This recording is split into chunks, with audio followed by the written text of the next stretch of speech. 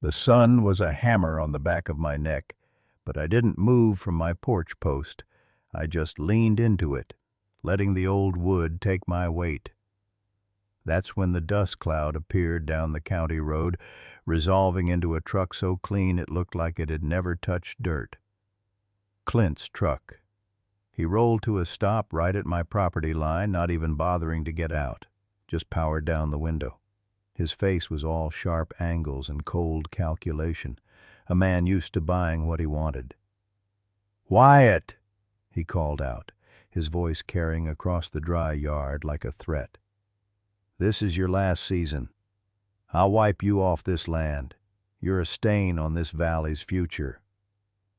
I looked past him, at the ragged line of my fence, at the stubborn scrub oak that clung to the rocky soil.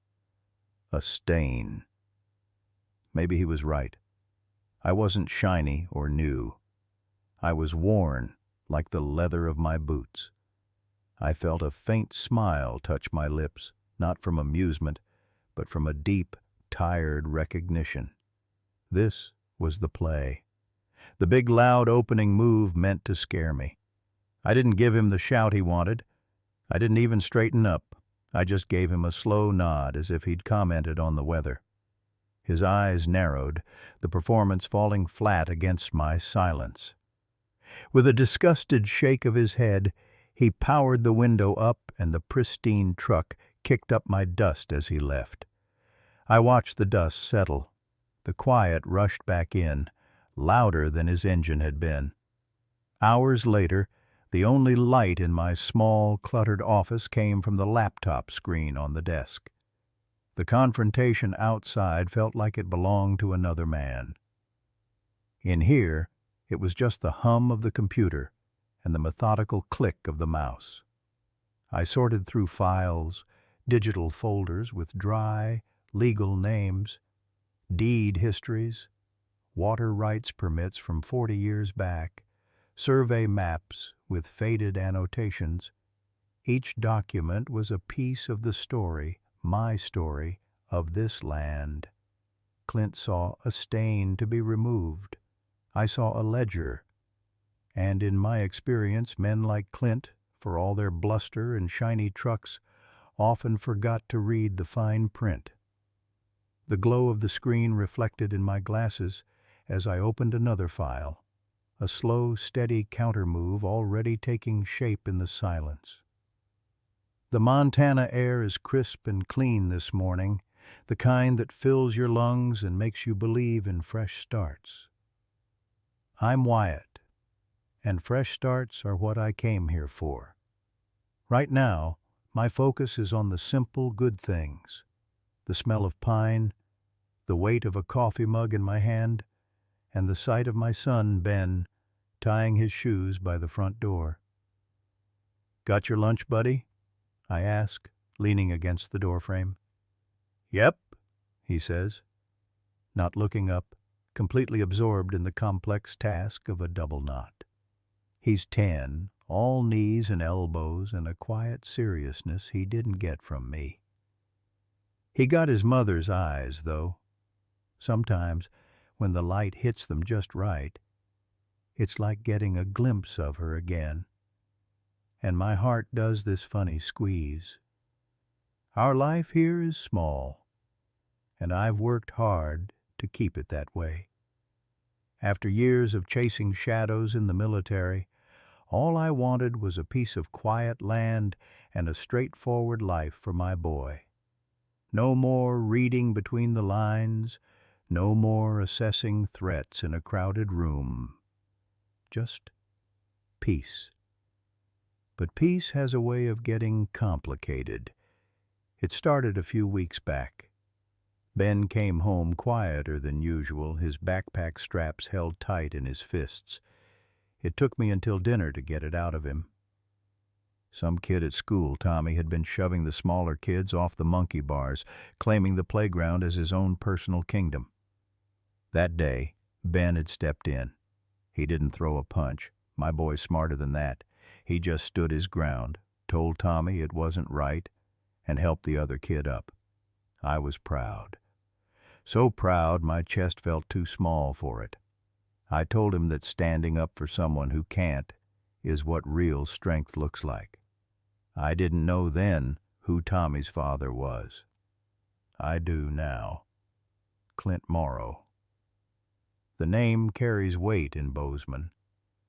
He owns half the downtown, and from what my old friend Cody tells me over occasional beers, he's looking to own the other half. He's the kind of man who sees a no trespassing sign as a personal invitation. Cody, who runs a small outfitting shop, has been butting heads with Clint's expansion plans for months. I'd never met the man. Our paths didn't cross until my son stood up to his. Now that simple act on a school playground feels like a stone dropped in a still pond. The ripples are reaching my shore. I can feel it in the way Cody's voice gets tense when Clint's name comes up, in the way he warns me to keep my head down. Clint isn't used to being told no, in business or apparently in fatherhood. And in his eyes, my family, this quiet, simple life I've built, isn't just an obstacle to his next big deal. We're a slight, a challenge to the order of things as he demands them to be. I watch Ben run to the school bus, his backpack bouncing. The coffee in my mug has gone cold. The peaceful morning feels thin, fragile. I came here to leave conflict behind, but it seems a different kind of front line has formed right on my doorstep, and the mission, once again, is to protect what's mine. I was out checking the north pasture when I saw it. The fence line I'd repaired just last week was lying flat. Posts snapped like matchsticks. A dozen of Clint's rangy longhorns were already on my side, trampling a swath of new alfalfa. My stomach dropped. This wasn't storm damage. The cuts on the wire were too clean. I was still staring, my hands clenched into useless fists, when my phone buzzed. It was a county number. The man on the line had a bored, official tone.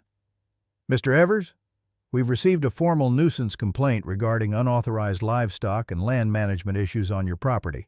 A hearing is scheduled." "A complaint? From who?" I asked, already knowing. "Filed by Mr. Clint Harlow," the voice confirmed. Of course. He'd damaged my fence, let his own cattle loose, and then reported me. He had friends in that office. This was a paperwork trap designed to bleed me dry with fines and legal fees. I called Cody right after. He was silent for a long moment after I told him. "He's boxing you in, Wyatt. Law on one side, brute force on the other. You need to document everything. Every hoof print, every cut wire. I'll come help you run his cattle back, but this is just the opening move." The real blow came that evening. I was at the kitchen table, surrounded by maps and the deed to the land, the one that mentioned the Silver Spur, trying to find some angle, some leverage. My phone lit up with a blocked number. The voice that came through was low, calm, and it turned my blood to ice. "Wyatt, saw your boy getting off the school bus today. Route 17 is a lonely stretch of road for a kid to walk. Accidents happen out here all the time." It was Clint. There was no mistaking that quiet, smug menace. Would be a shame if one happened to him. The line went dead. I sat there, the deed forgotten, the whole world narrowing to a single terrifying point. He wasn't just coming for my land anymore. He was threatening my son. This had just become a different kind of fight. The legal threats were one thing, but this crossed a line. I looked out the window at the darkening fields, and for the first time, I felt real fear, cold and sharp in my chest. This was war now. The envelope felt heavy in my hand, like it was lined with lead instead of paper. I was standing in my own driveway, the dust from the lawyer's fancy sedan still hanging in the dry Montana air. He'd just handed it to me with a tight professional smile that didn't reach his eyes. "Formal notice, Mr. Wyatt," was all he'd said before driving back toward town. I didn't open it right away. I just stared at the embossed letterhead of some Billings law firm I'd never heard of. Cody found me like that, frozen in the midday sun. "What's that?" he asked, wiping grease from his hands onto his jeans. "Trouble," I muttered, finally sliding my thumb under the flap. The legal jargon was thick, but the meaning was crystal clear. Clint wasn't just making threats over fences anymore. He'd gone and found some obscure, century-old land-use statute. The papers claimed a historical right-of-way and water access that cut a neat, hypothetical slice right through the heart of my west pasture, the pasture where the old creek runs. "He can't do that," Cody said, reading over my shoulder, his voice low with disbelief. "That's your land, your water for your herd."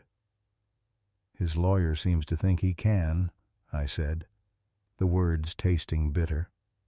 It was a smart, cruel move. This wasn't a brawl in a bar. This was a siege with paperwork, and it felt 10 times more dangerous. We drove into town to see Sheriff Miller, hoping for some sanity. He listened, leaning back in his creaky chair, a sympathetic frown on his face. He'd known my dad. But when I showed him the papers, that sympathy seemed to tighten into something else. Something uncomfortable. "Now, Wyatt," he began, taking off his hat and running a hand through his thin hair.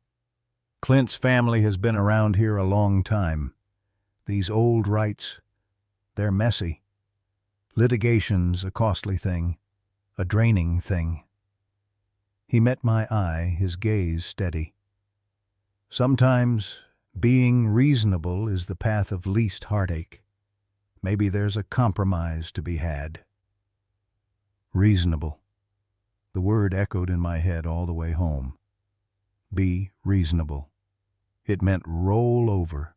It meant give up a piece of what my father and his father had worked for. It meant letting Clint win without him ever throwing a punch. That night I sat at my kitchen table, the formal papers spread out under the yellow glow of the lamp. The silver spur, my dad's old trophy from his rodeo days, sat on the shelf above me. It wasn't just a piece of silver. It was a reminder of grit, of sticking it out for 8 seconds when every bone in your body screams to let go. The pressure had changed. It was no longer just the hot, angry kind. It was cold, official, and it had the weight of the law behind it. Clint had the sheriff's gentle suggestion on his side, too. But looking at that spur, I knew I wasn't built for compromise, not on this. The law might be his new weapon, but I had to find a way to fight back. The stakes just got higher. The smell of stale beer and old wood hit me the second I pushed through the saloon doors of the Silver Spur. It was a smell that hadn't changed in 20 years. My boots echoed on the worn floorboards, a sound that felt more like homecoming than I wanted to admit. There he was, behind the bar. Cody, my old friend, who traded his notepad for a whiskey glass. He looked up from polishing a tumbler, and his eyes widened for a split second before settling into a familiar, weary smile. "Wyatt Earp," he drawled, using the old nickname. "Hell must have frozen over." "Just thawing out some old memories, Cody," I said, sliding onto a stool. The bar was empty, caught in that dead quiet between the afternoon stragglers and the evening crowd. It was the perfect time to talk. He didn't ask. He just reached for a bottle of the good stuff, not the rotgut for the tourists, and poured 2 fingers into a clean glass, sliding it toward me. I took a sip, the burn a welcome anchor. "It's about Clint," I said. my voice low. Cody's smile vanished. He leaned his elbows on the bar, his voice dropping to a conspiratorial whisper. I figured. Been waiting for someone to come asking about that snake for a long time. Just didn't think it'd be you. For the next hour, over that bottle of whiskey, the pieces started to fall into place. It was like my old detective instincts, long buried under dust and regret, were shaking themselves awake. Cody, the journalist, was still in there. He'd been watching, collecting. He pulled a battered notebook from under the bar. "Shady land deals," he began, tapping a page. "He's been buying up parcels west of town through shell companies. Pays in cash, way over market value. Then, miraculously, the county rezones it for commercial use." "Who's getting bribed?" I asked, the puzzle coming together. "County Commissioner's Office," Cody confirmed. "And that's just the start. His main ranch, the Triple C, has more violations than a bull has ticks. Illegal runoff into the creek, chemical dumping. The state's environmental folks get a complaint, but it never goes anywhere." The final piece was the ugliest. Cody leaned in closer. "The state's agricultural subsidy program. He's been filing claims for livestock he doesn't have, for land he isn't farming. It's straight fraud, Wyatt. Tens of thousands of dollars." I stared into my whiskey, seeing the whole ugly web. It wasn't just a strong man pushing folks around. It was a calculated empire built on corruption, poisoning the land and stealing from the very people it was supposed to help. Clint wasn't just a bully. He was a cancer. Cody refilled my glass. "So, what are you going to do, Wyatt?"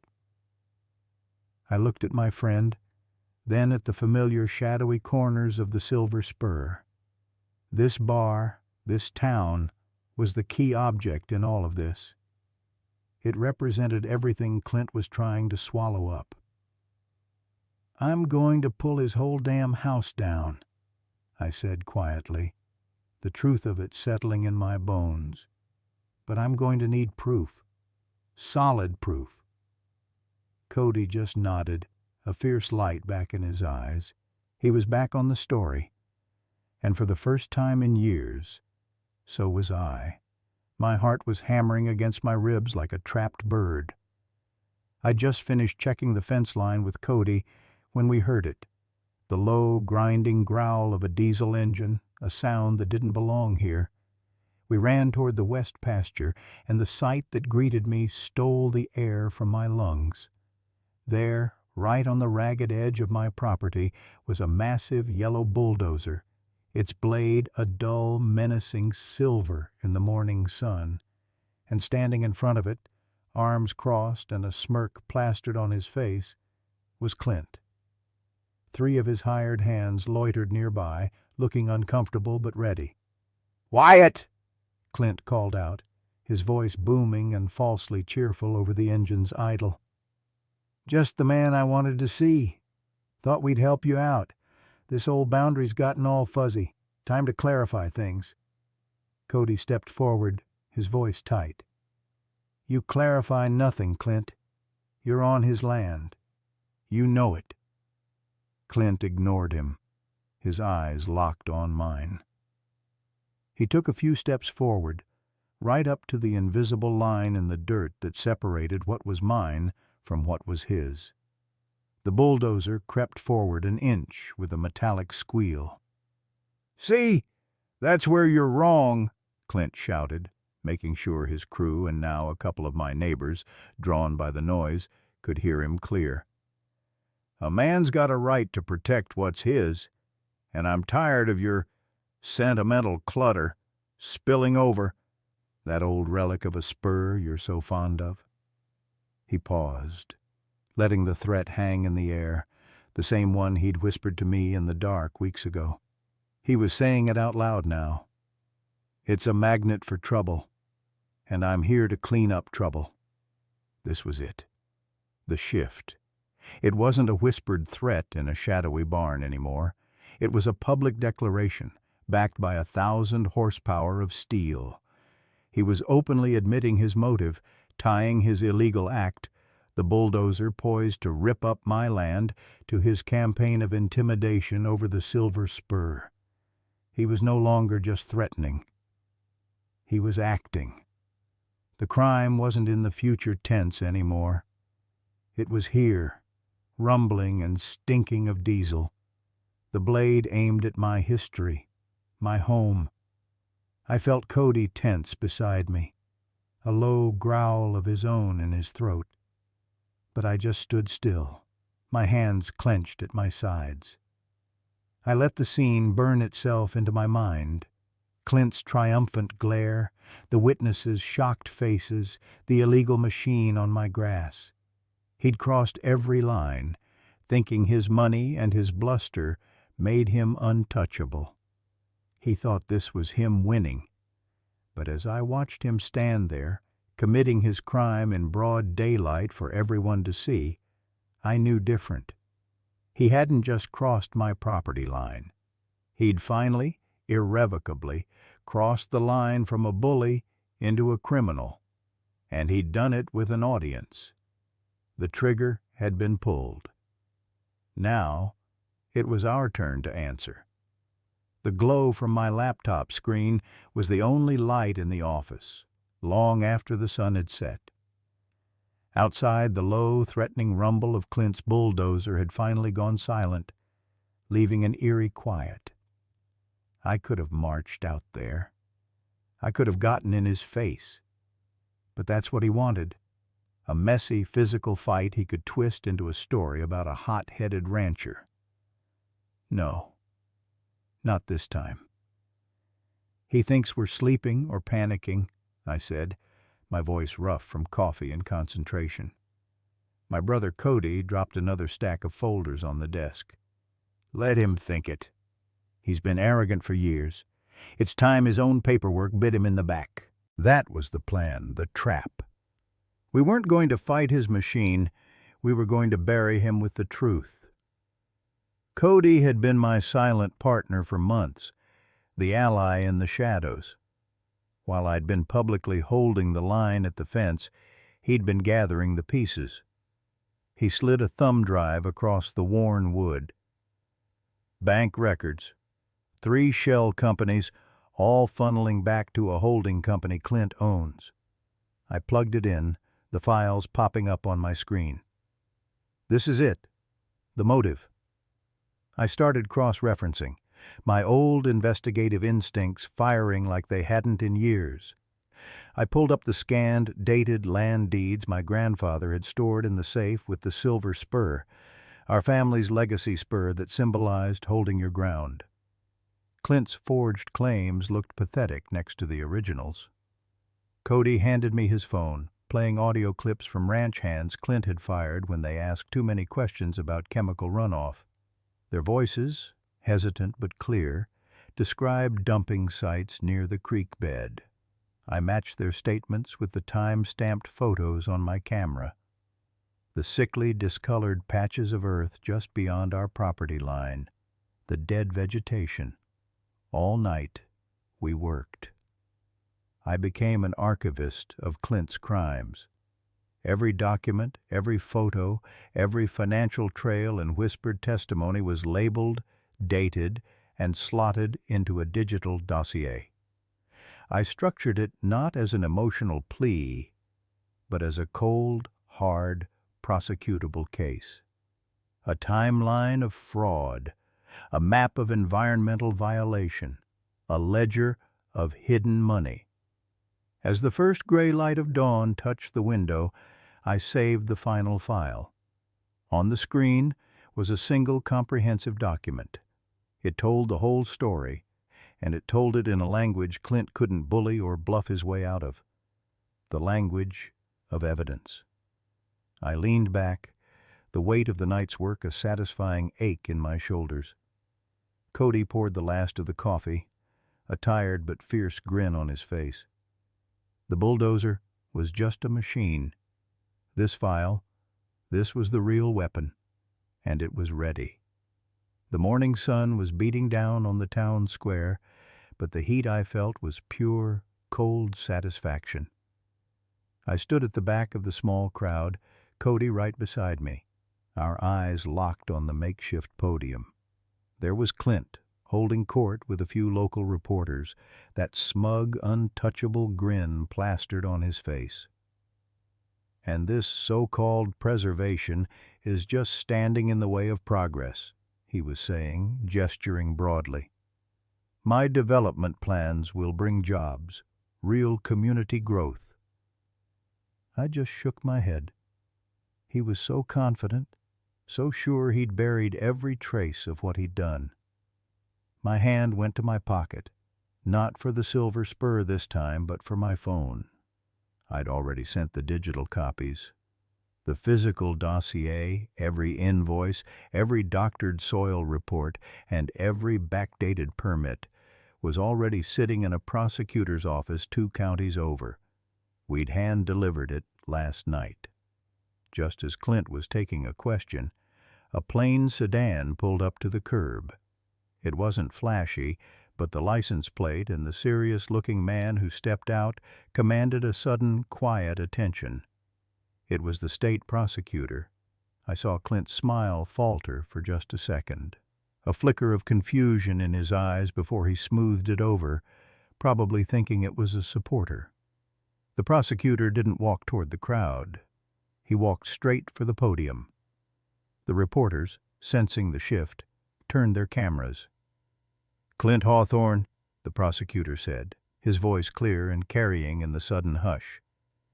"That's me. Can I help you?" Clint said, trying to sound jovial, but the strain was there. "You've been served." The prosecutor handed him a thick sheaf of papers. "This is a subpoena for all financial and operational records pertaining to your developments on the old creek land. Furthermore, I am informing you that you are now the subject of a formal state investigation into multiple counts of public corruption, fraud, and environmental crimes." You could have heard a pin drop. Then the camera started clicking wildly. Clint's face went from pale to a blotchy red. He stared at the papers in his hand like they were a live snake. This is outrageous. A political hit job," he spluttered, but the bluster was hollow, panicked. "The evidence is already entered into the system," the prosecutor continued calmly, as if Clint hadn't spoken. He gave a slight professional nod to the press. "The state will have no further comment at this time." And just like that, he turned and walked back to his car. The silence shattered into a cacophony of shouted questions, all directed at a suddenly very small-looking Clint. He was no longer a visionary developer. He was a man caught in a spotlight he never wanted. Cody nudged me with his elbow, a slow grin spreading across his face. We didn't say a word. We didn't need to. We just turned and walked away from the chaos, the weight of the last few months finally, truly lifting. The truth wasn't a whisper in the barn anymore. It was on public record, and it had Clint's name all over it. They say revenge is a dish best served cold, but let me tell you, watching Clint's world burn was a warmth I'll never forget. It didn't happen with a bang, not with a dramatic shootout or a final desperate brawl. No, it happened in the cold, quiet light of day, in courtrooms and bank offices, and it was more beautiful than I ever imagined. I stood on the porch of the Silver Spur with Cody, a local newspaper in my hand. The headline said it all: "Local ranching mogul faces total collapse." It was like watching a slow-motion avalanche. One by one, the pillars holding up Clint's rotten empire just gave way. First, his so-called political friends. The same men who'd slapped his back at fundraisers were suddenly unavailable for comment. When the state investigators started digging, thanks to the evidence we'd quietly provided, those allies ran for the hills. They cut him loose to save their own skins. The subsidies and land use permits he'd greased with favors and threats were revoked overnight. Then came the fines. Massive, crippling fines for environmental violations, for fraud, for everything we'd documented. The banks were next. They got a whiff of the liability and the lawsuits, and they froze everything. His assets turned to ice. He couldn't pay his lawyers. He couldn't pay his crews. The great Clint, the man who thought he owned this valley, was suddenly a ghost in his own mansion. The final blow was the ranch itself. His prized, stolen land, the crown jewel he'd tried to take from me. He had to sell it, not to expand his empire, but to pay the mountain of legal fees and state penalties. I heard he stood on the steps of the courthouse after the forced sale was finalized, his face ashen. All his power, all that bullying pride, all of it was just obliterated. He's looking at prison time now, and even if he avoids it, he's got nothing. No reputation, no land, no fear he can wield over people anymore. Cody clapped a hand on my shoulder, breaking my stare at the newspaper. "Looks like the storm's finally passed," he said, nodding out toward our peaceful land. I looked from the headline to the silver spur, solid and real under my boots. "Yeah," I said, my voice quiet. "It has." His empire didn't crumble in fire and chaos. It dissolved in the humiliating daylight of consequence. And for the first time in years, I took a deep breath of air that felt truly, completely free. The morning sun warmed the weathered boards of my porch, a gentle heat that seeped into my bones. I leaned back in my old chair, the familiar creak a comforting sound, and watched my boy chasing a grasshopper in the front yard. His laughter was the only sound breaking the deep, sacred quiet of the land. It was a silence I'd fought for, a peace that felt earned. The screen door squeaked, and Cody stepped out, 2 mugs of coffee in hand. He handed one to me and took the seat beside mine, his movements easy and familiar. We sat like that for a while, just listening to the quiet. "Heard something the other day," Cody said finally, his voice low and even.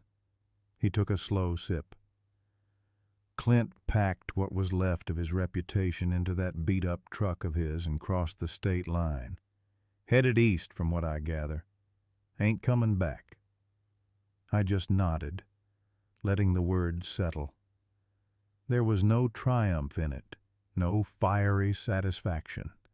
It was just a fact, like the mountains in the distance. The villain was gone. The poison had drained from the soil.